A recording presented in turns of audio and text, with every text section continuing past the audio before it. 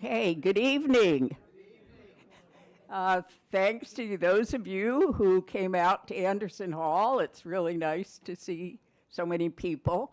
And hello to those of you that are watching on HHTV at home. So congratulations. You're about to see two videos that cover pro and con arguments about two of the state initiatives. Now, I think you all know that one of the first things on your ballot, when you get that toward the end of next week, are 4 initiatives. And people have said these are confusing, and at any rate, they're important, and they're going to make, for each one, you make a decision about how you want the state to proceed. So the 2 we'll be showing tonight were produced by the Seattle channel. And by the way, we got to find money to keep that funded. Cut in the mayor's budget this year. Anyway, one of the initiatives is about repealing the state's capital gains tax. That's Initiative 2109. And the second one we'll show is about the initiative that allows people, participants, to opt out of the Washington CARES Act, and you'll learn more about it. So the good things that are in the Seattle channel program are pro and con speakers on both sides, and the moderator, who is the works for the Seattle channel, Brian Callanan, is really good about bringing out different points of view and trying to summarize. So we haven't tried an evening of videos before for the Election Forums Committee, so please let me know how this works. At the end of the program, each of these videos is about 25 to 28 minutes. So at the end of an hour, you will have seen 2 videos. And if anybody would like to stay and come forward and we can discuss and talk about anything you'd like to do, but we won't do it in a formal way. We'll just do it informally. And I also wanted to introduce Bill Anderson, who's here as the other representative of the Election Forums Committee, and he helped decide that these videos were okay. Well, we hope you think so. Thanks very much.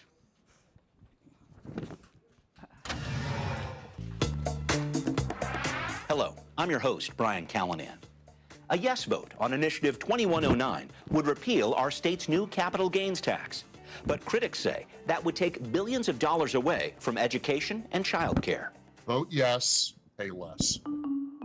Supporters of I-2109 want to cancel the capital gains tax Olympia passed in 2021.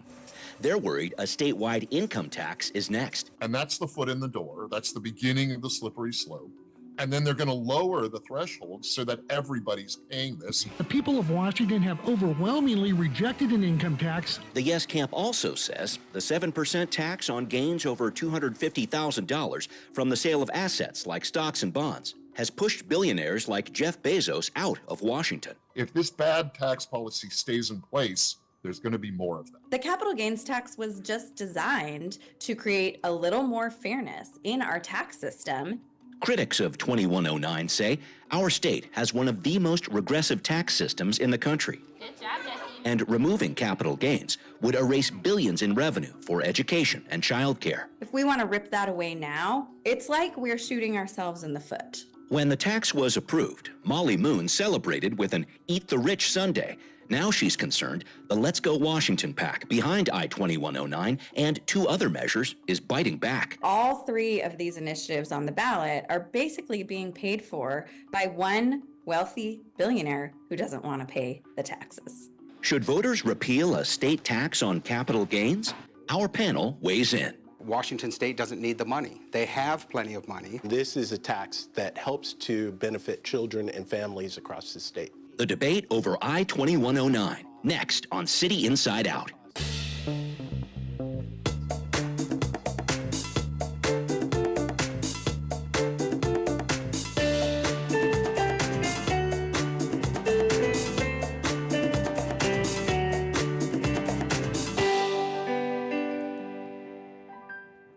Welcome once again to City Inside Out. I'm Brian Callanan, and I have with me a few guests who are going to help us out with Initiative 2109, including Paul Guppy. He is the senior researcher at the Washington Policy Center. Paul, good to see you again. Thanks. Great to be here. Absolutely. And we have with us also Dr. Stefan Blanford, Executive Director of the Children's Alliance of Washington. Stefan, good to see you too. It's good seeing you, Brian. All right, let's get into it here, and time for some opening statements, I guess, if you will.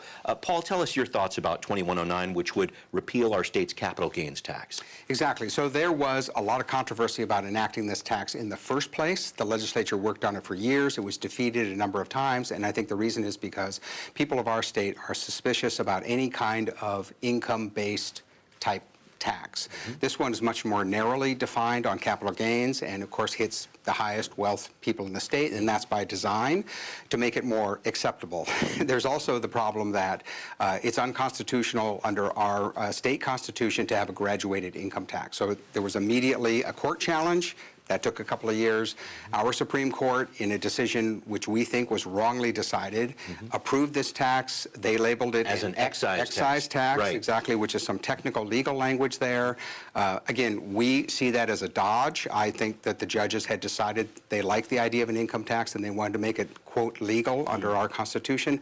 That's all done now, and the tax went into effect, and this citizens initiative really grew out of a grassroots movement. It got over 430,000 signatures. Yeah. So there are clearly many more people concerned about this tax than just those wealthy who have to pay it. Okay. And that's where we are today, that now in November there will be an opportunity to repeal this tax. Okay, got it. Thank you for that. Stefan, I'll go to you next. Your thoughts about 2109. I know you have some concerns about this measure. Yeah, I come into this work as someone who's been an advocate for children. At Children's Alliance, we have been in business for 40 years now and have 7,000 members across the state, all who are strongly in support of this tax. As a former school board director as well, I know that the benefit to children and families in the state outweighs any of the concerns that have been voiced so far, and I hope we can go into a rich discussion about some of the benefits that come from it, as well as who is responsible for the tax. Got it. Thank you very much. And this is always one of those difficult things where we'd be voting yes for a no, voting Right. yes to repeal something. Right. So we'll try to keep this together here. Stefan, maybe I can stay with you because I'll touch on this point that Paul made earlier. Just this concern from the yes camp that Washington's capital gains tax may be just the beginning. The argument goes, now that it's in place, we're heading down a slippery slope towards a statewide income tax, which as of now our Constitution prohibits. How do you respond to that? I'm not here actually to debate what could happen in the future. What's on the ballot, what will be on the ballot on November the 5th, is a response to a tax that has been in place, that has been judged by the Supreme Court of Washington State as a legitimate tax, not an income tax, and that even the U.S. Supreme Court did not take it on. The tax is one that 43 out of 50 states in the union have. And so the arguments that I heard when I was actually listening to oral arguments were pretty specious. They don't make any sense. And so, again, I think it is a huge benefit to children and families and an incredible burden that will be on the hands of middle income and working class people if we repeal a tax that is generating $6 billion, $5 billion that's going into critical infrastructure around childcare and early learning. Thanks, and we'll dive into some of those pieces in a little bit. Paul, I just want to kind of hit on this point again, because the state Supreme Court did rule that the capital gains tax is an excise tax, not an income tax. The U.S. Supreme Court doesn't want to hear it, as Stefan was saying, and plus we have the legislature just approving a measure this year banning a statewide income tax. So why are 2109 supporters talking about income tax so much? I think they're just, they don't trust people who are in charge. They don't feel like they're being listened to.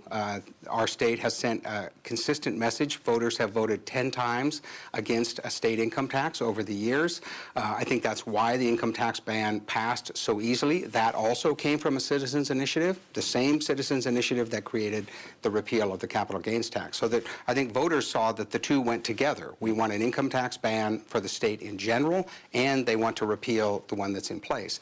And I think It's beyond an excise tax. I just want to make sure that we're saying exactly. that right. So, but beyond the technical slicing and Okay, dicing, okay. I think the average person kind of is suspiciously understands that this capital gains income taxes or excise taxes moving in a certain direction. And that's where you have democracy in action, where an initiative came up and people said, we don't want that tax. I can address the funding side a little bit too. So you're right about the $5 to $6 billion. I think that's an estimate over 10 years. This tax is bringing in hundreds of millions of dollars for the state. Sure. But the overall point is that Washington State doesn't need the money. They have plenty of money. They just added $3 billion to the budget in the last few weeks. The governor signed a budget supplement on March 29th that increased the 2-year operating budget to $72 billion. Yeah. That's up from $33 billion only 10 years ago. So the programs absolutely have to be funded for children, for early learning, for K-12, for education. We see those as top priorities that should be funded first, and that they should not be put at risk by attaching them to some new source of revenue that's untested. Okay. You're not worried about pulling that amount away. It doesn't look like it's punching a hole in the budget to you. I think a lot of Right. people in the no camp would say that. Exactly. So as a guy who's worked with public budgets my entire career, there's a sort of la-la land language that's used about budgets, quote, losing money or a hole in the budget. That's not actually reality, because all of that is prospective. The money that the state has in the current biennium, which ends in 2025, is fully funded, $72 billion. They have secured that money already. The debate is about whether this would lead to, quote, cuts in the future, and it's not really a cut. It's a forward-casted revenue that won't show up if this tax is repealed. So in other words, the state doesn't actually lose money that it has now. Stefan, please. I'm eager to address that, because as a former school board director, I would direct anyone who's interested in it to conversations that are being held in school districts and by school boards all across the state, where they're anticipating huge cuts because it's Seattle's not one of them, yeah. address an adequate amount of revenue. And I know, because we champion childcare, and we are the backbone organization for a number of childcare organizations across the state, where they were talking about the fact that many of them don't expect to survive through the end of the year because there's not adequate funding. There's been lots of arguments that have been made to say there's an inadequate supply of childcare, and it hinders our ability to recover from the pandemic. All of those are funded by this tax. And I think it's important. It is easy to lose sight of the fact that only 0.2% of Washingtonians actually pay this tax. It is seductive to think that all of us are paying this tax. It is designed particularly to only be subject to the wealthiest people in the state of Washington. That is 3,765 individuals in the state that are paying the tax currently. The rest of us benefit from it. And if you look at any of the statistics that have come out recently, those 3,765 individuals, they did really well during the pandemic. They have outsized profits. And this is a tax that helps to benefit children and families across the state. Let me talk about some of those ultra-wealthy people, if I may, with you just for a second, Stefan, because since the state passed the capital gains measure, we've seen some high-profile billionaires move out of the state. I'm talking about Jeff Bezos of Amazon, now in Florida. Fisher Investments, another multi-billion-dollar company, moved down to Texas. Supporters of 2109 would say, if Washington keeps a capital gains tax in place, we're going to chase away big investors. We're going to chase away economic growth. How do you respond to that? Every time there's an investment that is made by the legislature, there's always that argument, which is a pretty specious argument. There is academic research that says that only 2.4% of millionaires move from one state to another during the course of a year. Jeff Bezos was very clear when he moved to Florida that the reason that he was moving to Florida was to be with his family. There's lots of evidence to suggest that wealthy people tend to stay in the state where they accumulated their wealth.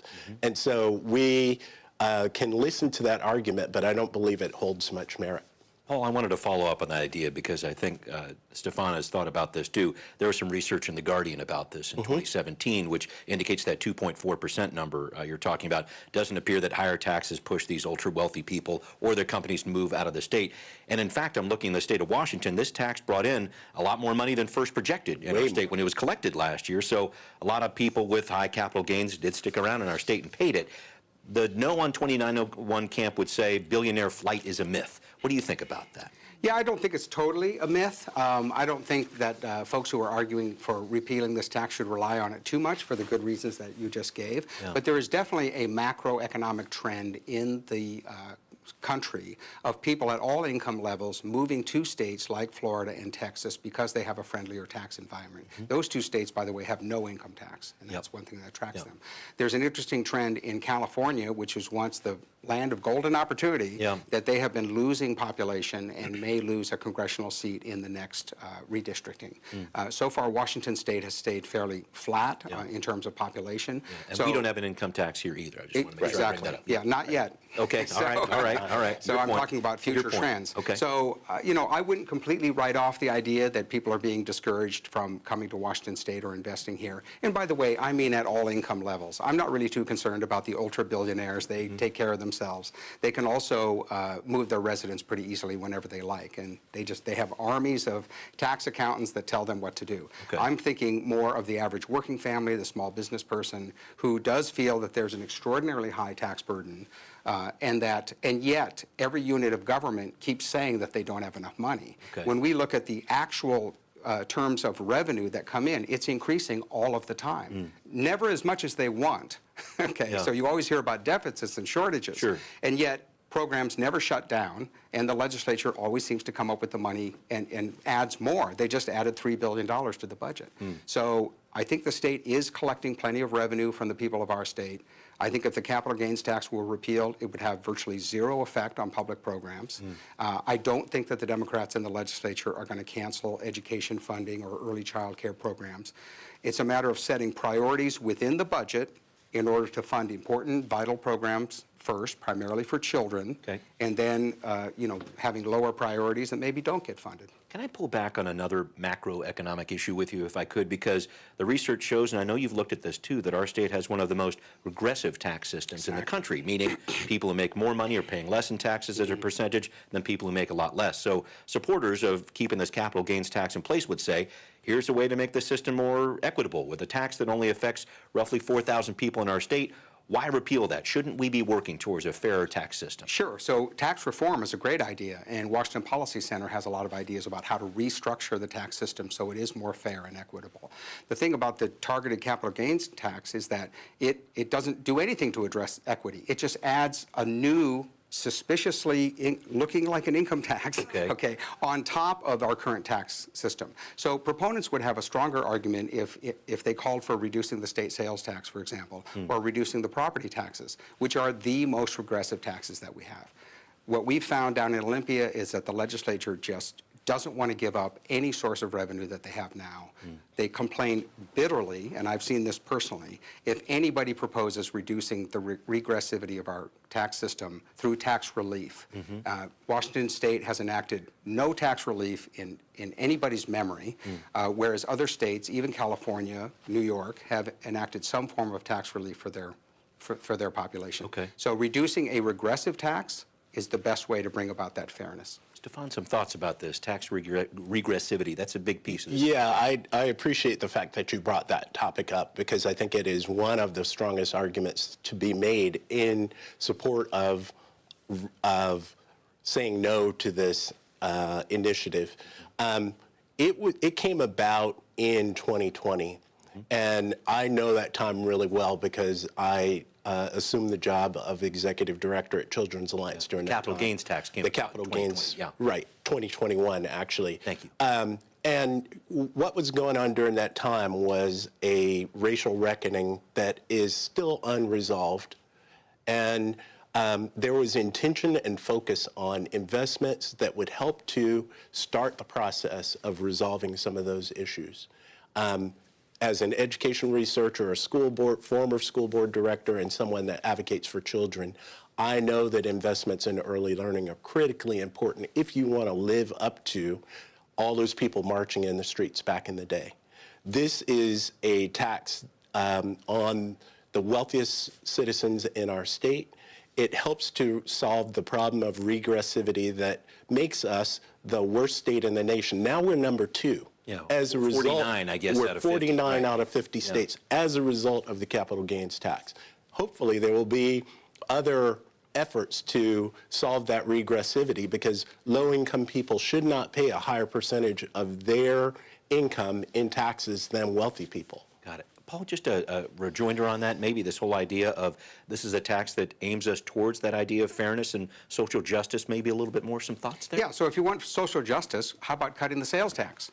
Which would immediately help everybody in the state, particularly working families. So, you know, I'm a little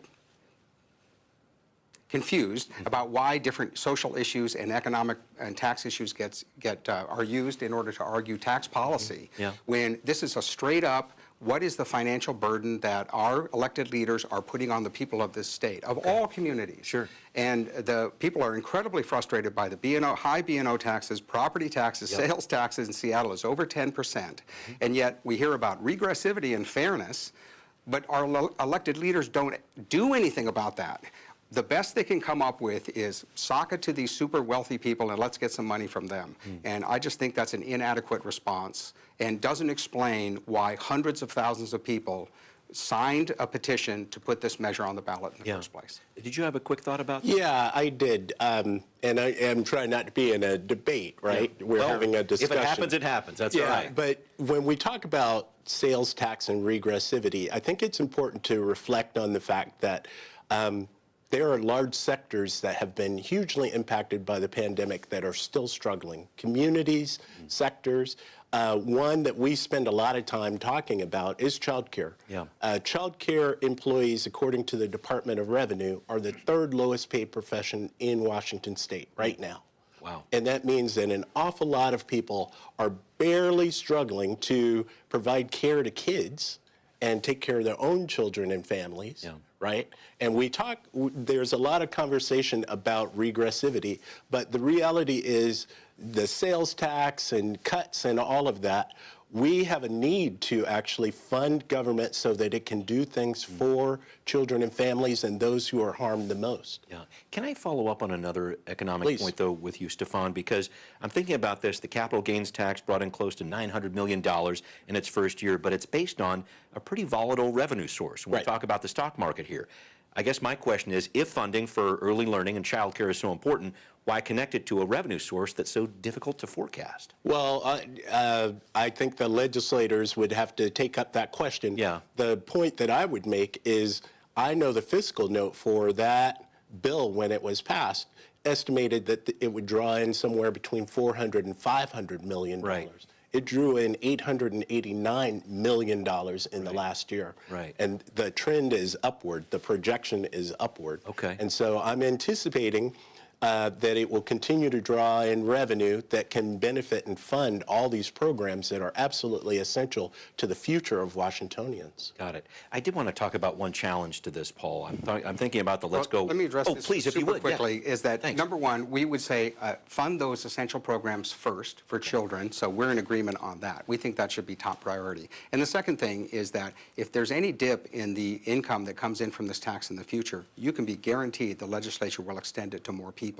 They will say, we need to lower the thresholds at which you pay the tax, we need to increase the tax rate, and it won't be just a few thousand people paying the tax after a while, it'll be tens or hundreds of thousands. So that's the tendency that the legislature has. That's the concern, I suppose. I did want to move on to another point here, just in getting through the X's and O's of this campaign here, because the Let's Go Washington PAC, it's behind this measure, two other measures on the ballot this fall, financially supported by an ultra-wealthy hedge fund manager, Brian Haywood, and critics would say he's financing this because he just doesn't want to pay his fair share of taxes. Do you have any thoughts about that? He's an activist who organized this. I don't think that he's really experienced in politics. He did run some initiatives a few years ago, none of which qualified, so maybe he learned from that experience. But to me, what's important is how many people responded to his appeal. So if there were not merit to the initiatives themselves, I think he would have wasted his money. As it turns out, each initiative that he proposed got more than 100,000 signatures than it needed. 3 of them were so popular, bipartisan, that the legislature enacted them immediately, and there are 3 more that are going to be on the ballot. Right. Maybe some thoughts about this, Stefan, just the idea that 400,000 people signed on to these petitions for 2109 and some of these other measures for this fall. What's your reaction to that amount of anti-tax sentiment, I guess, we're seeing as a result of I-2109 and these other measures? I am not particularly worried about that. I think, you know, the way that our legislature is set up and the way that our elections are set up, someone, a wealthy individual that is subject to the tax can bankroll enough signature gatherers to fund something like that. And people walk in the store, they sign whatever so they can go into the store. The reality is when they see the benefits and the cost, that where the costs land and where the benefits land, it's on 0.2% of Washingtonians, and it benefits communities all across the state. I think frequently about a study that came out that talked about the impact of the pandemic, particularly on women. Workforce participation by women has plummeted as the result of the fact that there's no child care. And we could continue to go in that direction and harm women, harm low-income people and working-class people, harm firefighters and teachers by putting something like this, giving a tax break to the wealthiest individuals in our state. I think that's wrong. Paul, do you see this as a tax break for the wealthy? No, Okay. because this tax has only been in place for a year or two, and the wealthy pay plenty of taxes now. I think what the legislature is concerned about is how much revenue they have to pay for the priorities that you're describing, which we think are top priorities. Yeah. So it's not a matter of punishing particular groups that aren't going to get increases in revenue. It's a question of the lawmakers themselves not putting those programs at risk by attaching them to a new untested revenue source, which is unpopular, by the way. It's seen as a gateway to a regular income tax, which is highly unpopular in this state. Yeah. So why not fund basic priorities first, secure those, and then debate about whatever else is left over? I will say that I saw a Bloomberg report about this recently in a poll among the big swing states for the election. 77% of people are saying, yes, let's have a billionaire's tax in place. I think that part of the idea is popular. Do you have a thought about Again, if they want to enact it and it gets supported, and we'll see that in November, one good point that's made here is that only a tenth of the voters signed these petitions. 430,000 is a lot, but in the general election, there will be 4 million voters. That's right. So that's where the real test will come. All right. Thank you very much for this. It is time to wrap up. And Paul, I'd like some closing comments for you, if you could. Voters are considering this measure. What message do you want to leave them with when it comes to I-2109? I can give you about a minute, please. Sure. So just to build on what I said, I think what most people don't know is that the state really does have plenty of money. They had a big surplus this last session. I think they will fund priorities going forward, education, daycare, programs for children. I think those will continue to receive funding. And I think what people need to think about is, do they want to start us down the road of an income tax? Taxing the wealthy, great, but it could lead to other things. Got it. Stefan, I'll give you the last word. I appreciate the opportunity. And I would say, partially in response to what Paul has said, if you talk to any school board director, child care provider, parent who's sending their kid to child care, they would disagree with everything that Paul has said.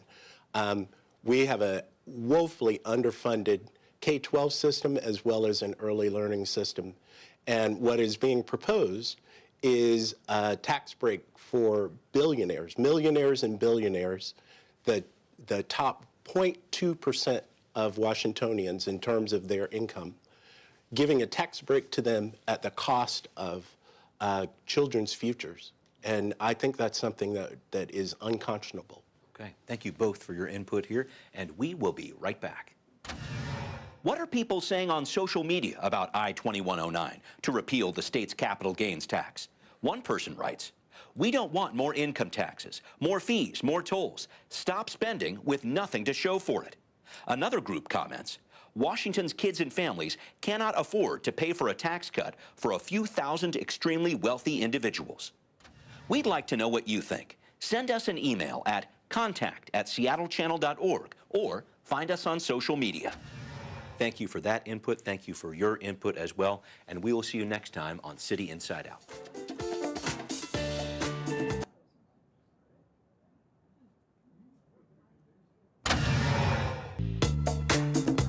Hello, I'm your host, Brian Callahan. Initiative 2124 would allow state residents to opt out of Washington's new long-term care insurance program. But advocates say a yes vote could kill Washington Cares. We do not think that the state should put a focus on running its own insurance company and then requiring everybody to be part of it. critics of Washington Cares, approved by the legislature in 2019 and put into effect last year, say the payroll tax for long-term care is costly and impractical. The total lifetime benefit level is only a little over $36,000, which for care in a nursing home would only last a few months. The tax is expensive and burdensome. The initiative from the Let's Go Washington Political Action Committee also points out that 475,000 Washingtonians opted out of the program when it was first an option by proving they had bought qualified private long-term care insurance. Most people would like to make other arrangements or have their own choice. We need a benefit like Washington Long-Term Care Benefits. But Christina Keyes says Washington Cares is critical and would have made a huge difference if it was available when her mother had a stroke in 2013. It would have changed everything. We wouldn't have gone from, middle class to poverty level in a year and a half. She and other advocates say making Washington Cares optional could effectively terminate it, which could threaten the lives of 3 million residents and their family caregivers. We're putting in jeopardy not only our folks who have special needs, our seniors, the folks who could really benefit by this, but also the people that are caring for them as well. Is a program hailed as the first of its kind in the nation on its last legs? I think it's a scam. Our studio panel weighs in. And women are actually the ones who are going to be most hurt by 2124. This initiative gives families choice. It hurts families and it hurts all taxpayers. Breaking down a life and death decision on your November ballot with I-2124. Next on City Inside Out. How do celebrities like Justin Bieber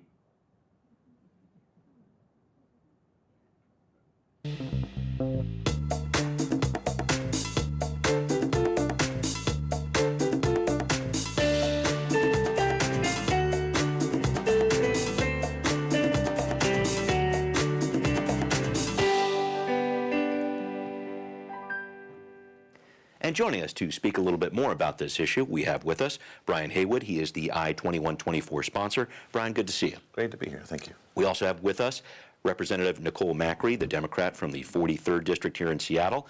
Representative Macri, good to see you too. Good to see you, Brian. We also have with us Representative Peter Abarno, the Republican from the 20th District down in Centralia. Representative Abarno, good to see you as well. Yeah, thanks, Brian. Thanks for having me. And joining us, last but not least, Heather Weiner is a spokesperson for the No on 2124 campaign. Heather, good to see you again. Hi, Brian. All right, let's jump into this here. To begin, I want to try to get some opening statements, if I could, on your position on this issue. And Brian, let me start with you. Why did you sponsor I-2124, which would allow state residents to opt out of Washington Cares, our long-term insurance program? Because I think it's a scam. Long-term care, the Long-Term Care Act, the intent was, of course, not bad. It's a good thing to take care of people, and it's a very expensive insurance. But what was created was something that, from the beginning, was designed poorly. It was designed so poorly that Governor Inslee had to sort of delay it a couple of years before the implementation. Seattle Times came out against it. In that intervening time, they didn't fix it. And so it's discriminatory against women. It's discriminatory against people that take time off, especially when I say women, working moms in particular get hit by this. And it's not fiscally stable. And so this is the kind of program I wouldn't want to be a part of. If I, as a private sponsor, created this program, I think I would be arrested for insurance fraud. Okay. And so I want to give a chance to people to opt out if they don't think they need it. Okay, thanks. We'll break down some of those issues, I know, in a little bit. Heather, why are you saying no to 2124? Why should people not have the choice to opt out of Washington Cares? So I-2124 sounds pretty innocuous, but according to even insurance industry experts, it will bankrupt the program, taking away benefits from 85% of working Washingtonians. It's opposed by the Washington State Nurses Association, League of Women Voters, Moms Rising, healthcare associations, even the National MS Society. And that's because it puts us back at the mercy of private long-term care insurance companies, which can jack up our premiums and, worse, deny coverage to people with pre-existing conditions, everything from cancer to old sports injuries or, like me, sleep apnea. So what I-2124 does is it hurts 85% of working Washingtonians and takes away from them a long-term care benefit that 70% of us are probably going to need. Okay, thank you for that. Representative Macri, maybe I can go to you. You co-sponsored the legislation to establish Washington Cares back in 2019. You've been a champion of it ever since. Why are you speaking out about this? How would a yes vote on 2124 impact Washington Cares from your perspective? 2124, as Heather said, will gut the program, and we know that the vast majority of us are going to need long-term care. By not having that available for folks, we will actually impact all taxpayers. Right now, we have a long-term care system that does not work well for residents of this state. It requires people essentially to bankrupt themselves to be eligible for Medicaid, and Medicaid is a public insurance program that we all pay for. The trajectory for that expense is growing exponentially. So it hurts families and it hurts all taxpayers. And the long-term care trust program provides a safety net to all Washingtonians, and this initiative would yank that away. Okay, thanks. And we're going to pull apart some of those issues too. And maybe I can start with you, Representative Abarno, on this one. Following up on this idea that if 2124 passes and more people can opt out of Washington Cares, the program likely would not have enough participation and would not survive. That would mean we go back to this long-term care system run by private insurance companies. The no side would say they've been unstable, very costly. You got Washington Cares, cost the average person about $300 a year, but the private market, long-term care, may be closer to $7,000 a year with companies that'll deny you if you have pre-existing conditions, heart disease, sleep apnea, et cetera. Is relying on private insurance companies the right way to approach the crisis of long-term care in our state? Well, I think it's a misnomer or disingenuous to say that the Washington Cares program is a long-term care program. No healthcare provider I've spoken to or long-term care provider I've spoken to has said that $36,500 is long-term care.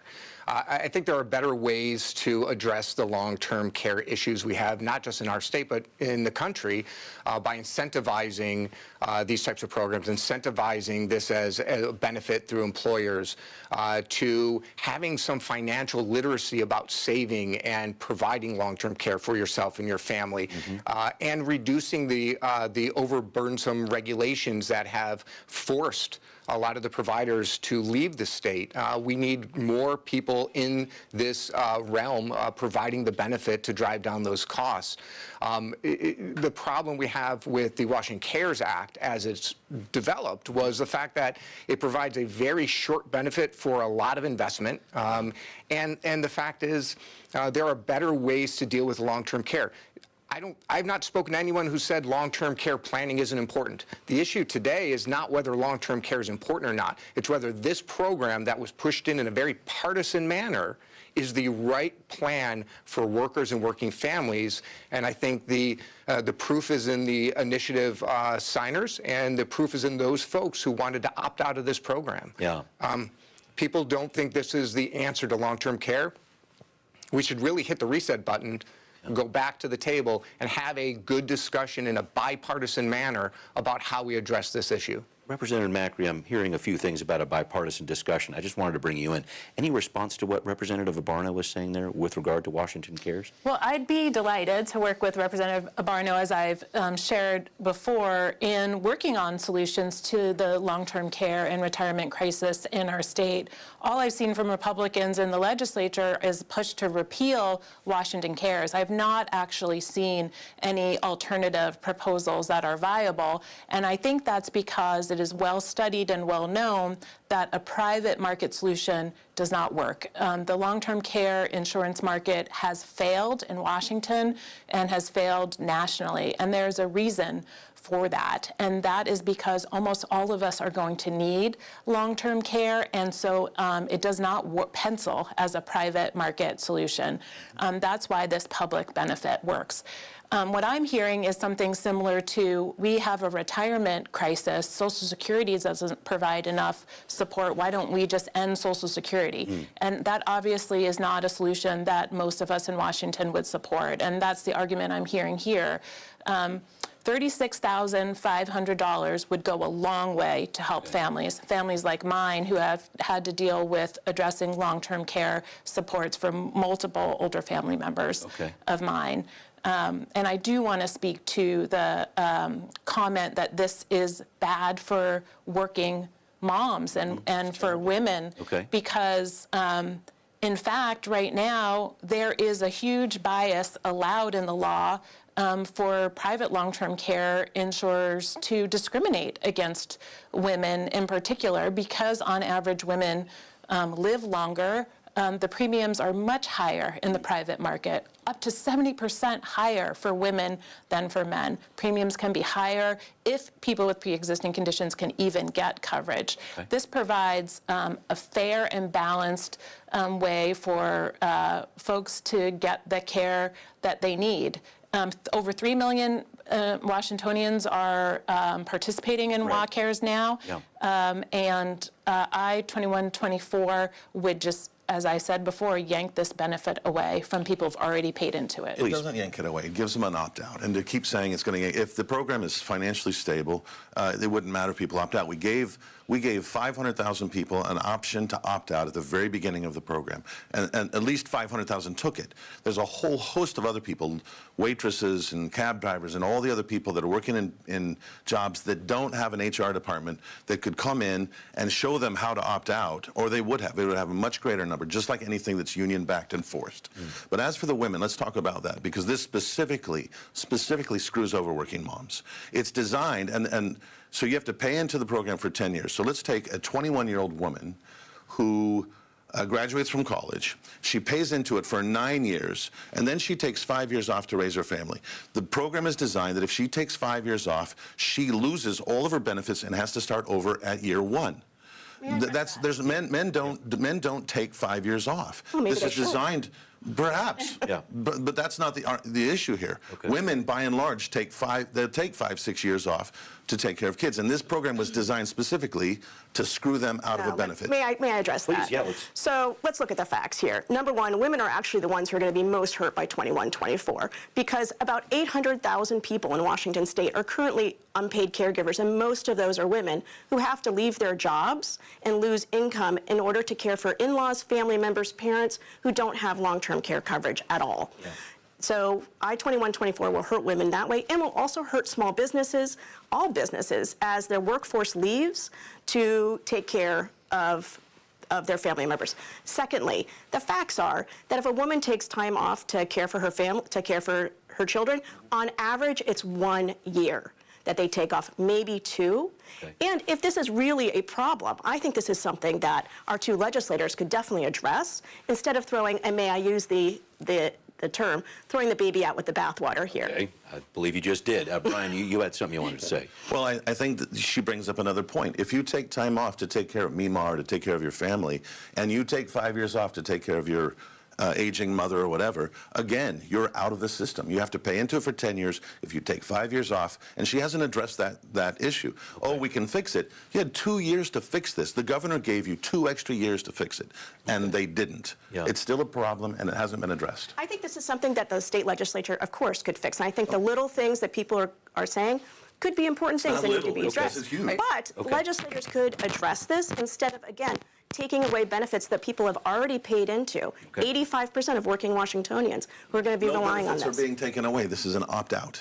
So quit saying no benefits are taken away. You don't think it would gut you don't think it would gut the program? I think the program is insolvent as it is designed. Okay, that's not true. And let's go back to the actuarial. Let's go back to the actuarial and insurance agents themselves, who would benefit from the repeal, right, from 2124, who call it a death spiral, who say it will bankrupt it because, let's say, a few people opt out. Then the program has to jack up the premiums in order to continue doing what they promised. Then more people are going to opt out. By 2027, 1 year, the program will die, according to actuarials. Thank you, please. I will say, I have another point, but my point is, what we're talking about today is the amount of people who want to run from this program and making it bankrupt. That alone should raise red flags with anybody watching the show. You're talking about people who opted out initially. Right, and who want to opt out. If we're talking about an opt-out bankrupting this, then we've got a real problem with the program in and of itself. But I will say that pointing to legislators to fix this, I had a number of bills that never even got a hearing, one that would allow portability, one that would make it a property right, especially in a state like ours that really holds a tenet for community property. You know, if your spouse does not work, and you invest in this program for 30 years, and your spouse needs long-term care help, you can't use this program to benefit them. They lose out on all of that income and value in a community property state. I mean, that's a shame. That's something that people should know about. And so it's not just about women, it's about any spouse who's not working, who stays home, is going to lose out on this community benefit. So there were a number of pieces of legislation, about 4 of them were mine to try to fix this. Right. None of them got a hearing. So thank you. we And tried. I know that there was some work that you did, Representative McRae, over this past session to try to add some of these different pieces in, like portability. Can you speak to that, please? I just want to make sure I hear on that part. Yeah, we've made a number of tweaks and improvements to the program over the years. This last session, we did pass portability, and that was informed by a lot of careful work that happened. And there's opportunities to continue to improve the program. I mean, you can't transfer your Medicare after you die. And so I think that we are kind of comparing apples to oranges here, but we won't be able to make any improvements to the program if I-2124 passes. Fewer than 5% of people have long-term care insurance, although more than 70% of us after age 65 are going to need long-term care supports. I think that speaks to a failure of the private market. Okay. Can we talk about the private market? Please. Because before this terrible program, the shambolic program was implemented, there were at least 5 or 6 companies that were offering private care. As this was implemented, that number went down to 1. For a while, it went down to 0. I just checked today, this morning, to find out from my HR person what's available for someone to buy private insurance. There is now 1 company that offers something for companies that have smaller than 50 employees, and there's 2 offering it for larger. There were 5 or 6 that were offering it. This thing has destroyed the private market, and it hasn't given something that actually replaces it. $36,000, it's a lie. If people buy into this and think that they're getting long-term care, they are not. They're getting $36,000, which when my father passed away recently, last year, it was 2 months, 2 to 3 months max. So you're promising something that you're not giving them, and you're saying that this is destroying it, and it's not. Can I, Heather, can I have you jump in? I just want to make sure I key in on this point, because there's a payroll tax we're talking about here. For every $100 you earn, 58 cents. So the average worker pays a little bit less than $300 a year, but there's no cap on that tax. Higher earners would pay much more potentially. What you receive is this maximum benefit of $36,500. Critics would say it's a one-size-fits-all kind of a benefit, depending on the care you need, and it might last maybe a couple of months here. I just wanted to talk about this idea that the cost of Washington Cares is too high for what you get in return. I think that's the point that Brian was making here. Can you respond to that, please? Sure. Look, if you're not a hedge fund millionaire, like Brian is, then $36,000, which is where it starts, right? That's not the cap. It starts at $36,500 and goes up to $60,000, $70,000 in 20 years, right? Because it rises with inflation. Okay. That amount of money, for most people who do not have savings, is a huge amount of money. And here's what it covers. It covers more than, I'm sorry, I'm still speaking. Yeah. It covers over 1,000 hours of somebody coming in and providing home care aid, someone to feed you, to make sure that you have someone who is able to help you go to the toilet. It helps people with a bridge. So say you don't want to sell off your home. Say you don't want to sell down all of your assets to get onto Medicaid. Right. Remember that you have to have less than $2,000 in order to qualify for Medicaid. This is going to help people stay off of Medicaid, help them stay out of poverty, and protect taxpayers at the same time. But I-2124 will remove that choice. Representative Barnes. Well, I will just say that $36,500 adjusted is not going to keep you off of Medicaid if you need Medicaid. $36,500, I have, through all the testimony I've heard on this legislation and this initiative regarding long-term care, I have not heard long-term care professionals say $36,500 is meaningful relief to any families. Yeah. Look, I mean, this initiative gives families choice. It gives workers choice to decide their health care and their long-term care needs based on their family situations. And this opt-out is not going to destroy the program. What it does, it provides choice for workers. It provides choice for families to decide what is best for their long-term care needs. And I think that's the essential part of this initiative. You really don't believe that this choice would gut the program with regard to people opting out of it? Because we've talked about it. Nearly 500,000 people did when it was first available to them. And then you've got 63% people voting in 2019 saying we want to repeal this, basically. I guess that's my concern. I don't think the program will be gutted if we don't want it to be gutted. Right? I do think it provides options, but what I think is more important to this discussion is the fact that it's about choice. If you find a mass exodus away from this program, and we find that this program doesn't work for Washington, then we should go back to the table. If we're talking about people choosing to leave the program, gutting the program, then maybe we should start back in 2019 and say maybe the program should never have been passed in the first place. Maybe we should go sit down, decide what is best for Washington and our working families, and start fresh. This sounds like something people would have said in 1939 about Social Security. Well, you can opt into Social Security, but you don't have to, you can opt out of it. Well, then we would not have Social Security today, which we all, well, most people, rely on heavily. Yeah. This was never meant to be Social Security. This was never a social safety net. This was not. Yes, it is. This was never supposed to be that way. And to the point of the benefit it provides an illusion to working families that it is a social benefit that will take care of all their long-term needs. $36,500 adjusted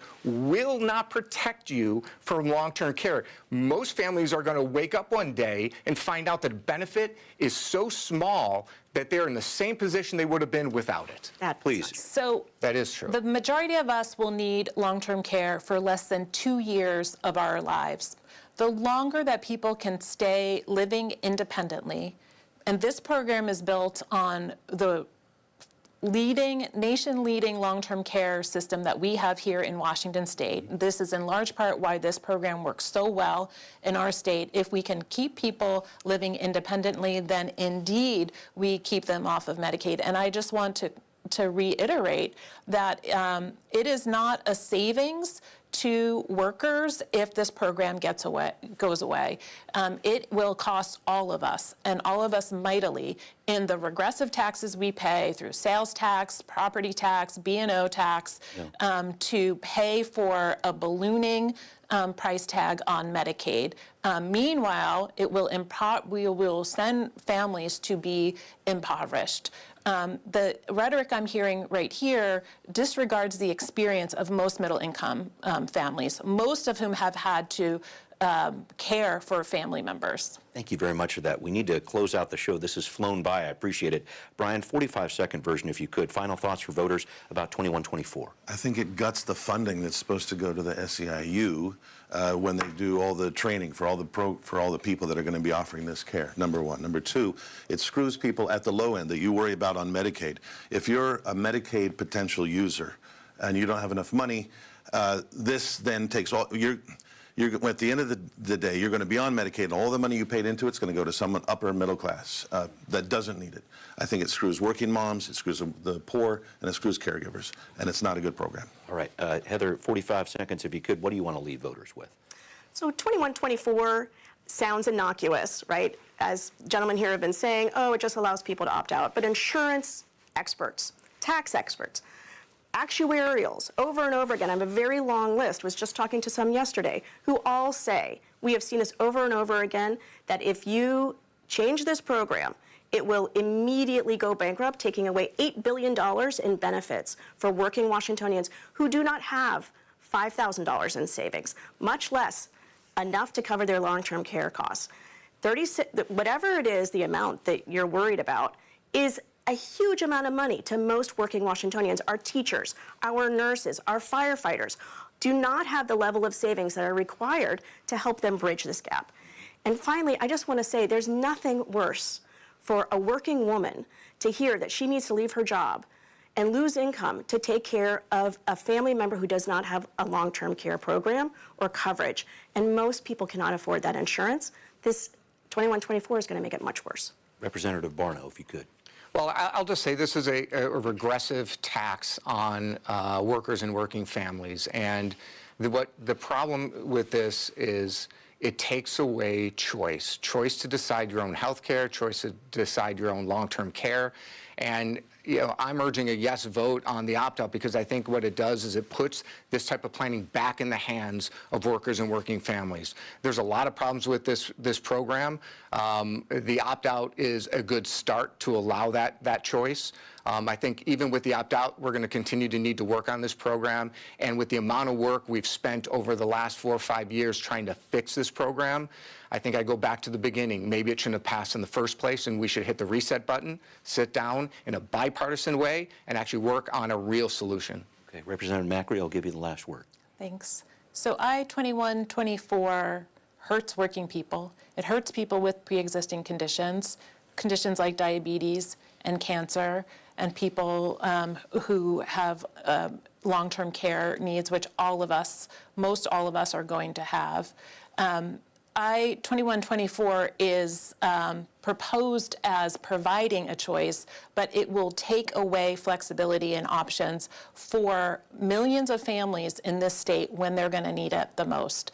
It is imperative, I think, for us to reject I-2124 at the ballot this year. Thank you all for your input here, and we will be right back.